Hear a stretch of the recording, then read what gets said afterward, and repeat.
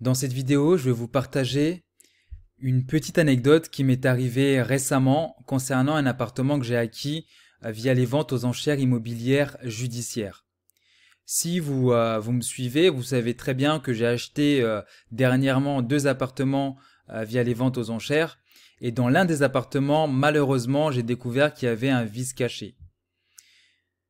Dans cette vidéo, je vais vous expliquer donc comment j'ai découvert qu'il y avait un vice caché et surtout, à la fin de cette vidéo, le plus important, c'est que je vais vous donner quelques pistes pour éviter de tomber dans ce piège-là et également comment vous couvrir contre les vices cachés. Déjà, avant de rentrer dans le sujet, j'aimerais clarifier le fait que lorsqu'on achète aux enchères, on achète le bien en l'état. C'est-à-dire que s'il y a un vice caché, je ne peux pas me retourner contre le vendeur ou l'avocat poursuivant en disant que j'ai découvert un vice caché. C'est très bien écrit dans les cahiers de conditions de vente que si vous achetez un appartement, vous l'achetez dans l'état. Donc moi je me suis retrouvé dans ce cas-là, malgré mon expérience dans les ventes aux enchères, j'ai acheté un bien avec un vice caché. Donc je vais vous expliquer tout ça dans cette vidéo. Pour commencer, donc j'ai acheté cet appartement-là donc au milieu du mois de septembre. Donc c'est un appartement que j'ai eu à un très très bon prix. J'avais fait les visites, j'avais fait mes différentes recherches pour m'assurer que l'appartement était propre, nickel, qu'il n'y avait pas de choses bizarres comme les vis cachés. Donc j'ai consulté le cahier de conditions de vente, le PV de description fait par l'huissier où ce vice caché n'était pas mentionné. J'ai également fait la visite. Malheureusement, lors de la visite, le propriétaire était absent. Et ensuite, il y a eu des échanges avec le syndic de copropriété où ils n'ont pas mentionné ce vice caché. Donc moi de mon côté, j'ai fait tout ce qui était à mon possible pour finalement identifier un vice caché. Donc quel est ce vice caché? Donc après quelques dizaines de jours, j'ai reçu donc une lettre recommandée. Je vais vous la montrer tout de suite. Donc c'était donc une mise en demeure. Une mise en demeure de la part du syndic de copropriété.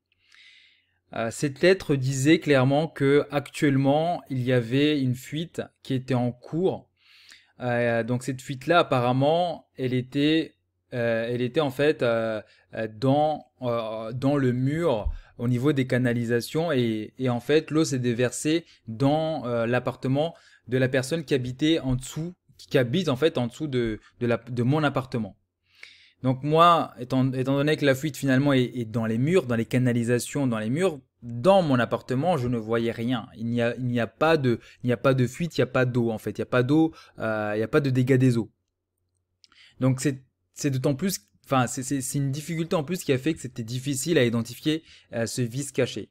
Donc effectivement, quand vous recevez ce type de lettre qui vous spécifie que vous devez déposer votre cuisine, casser le mur, pour qu'un plombier puisse passer pour réparer la canalisation et ensuite remettre le mur en l'état et remonter votre cuisine à vos frais. Donc quand vous faites une enchère, c'est des choses que vous ne prévoyez pas. Moi de mon côté, j'avais pas prévu un budget sur ce point-là. Donc c'est sûr que quand vous recevez cette lettre-là, c'est un peu la panique, je vous le cache pas. De mon côté, ce qui m'a sauvé, c'est que lorsque j'investis aux enchères, je prends beaucoup d'assurance. C'est-à-dire que je sais qu'il y a énormément de risques et donc à chaque fois, ce que je fais, c'est que premièrement, je prends ce qu'on appelle une assurance P&O, c'est-à-dire propriétaire non occupant. Ça veut dire que si effectivement je dois déposer ma cuisine, etc., une partie des frais que je vais engager seront prises en charge par cet assureur. Ensuite, je prends également d'autres assurances complémentaires qui me permettent notamment d'avoir à disposition un cabinet d'avocats qui m'aide en cas de litige. Donc, ce que j'ai fait lorsque j'ai reçu cette lettre-là, j'ai tout simplement envoyé un mail à ce cabinet d'avocats qui travaille pour moi en disant que je viens de recevoir cette lettre-là et puis j'ai confié le dossier à ces cabinets d'avocats. Et ensuite, ils sont revenus vers moi en disant que le syndic est en tort, c'est-à-dire que c'est pas à moi d'avancer les frais pour casser, déposer ma cuisine et casser le mur, mais que c'est bien au syndic de copropriété de prendre en charge ces frais parce qu'il s'agissait d'une canalisation qui était dans les parties communes et non dans les parties privatives. Donc, ce type d'information, si vous n'avez pas un cabinet d'avocats qui vous accompagne, c'est extrêmement difficile de les identifier. Certes, je paye un peu tous les mois pour avoir pour avoir en fait ce cabinet d'avocats qui m'accompagne lorsque je fais des achats via les ventes aux enchères, mais au moins je suis rassuré. Donc concrètement, ce que le cabinet d'avocats a fait, c'est que le cabinet a envoyé une lettre au syndic en disant que le syndic était en tort, qu'il n'avait pas le droit de me demander de sortir de l'argent pour réparer une canalisation qui est dans les parties communes. Donc là, le litige, je m'en occupe plus, j'ai tout délégué au cabinet d'avocats et donc moi je continue à faire mes affaires et je sais que ça n'aura pas d'impact sur ma rentabilité ou même ma potentielle plus-value sur cet appartement.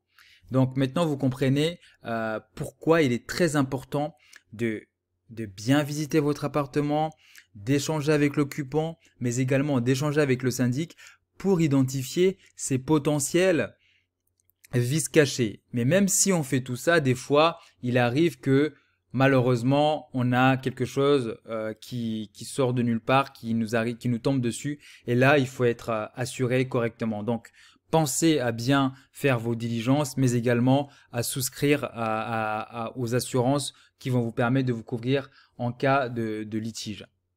Donc, c'est la fin de cette vidéo. Si vous avez aimé, likez la vidéo, partagez, abonnez-vous. Et surtout, pour les nouveaux abonnés, n'hésitez pas à aller consulter la formation d'1 heure gratuite qui est sur les ventes aux enchères immobilières judiciaires, qui est disponible dans la partie description.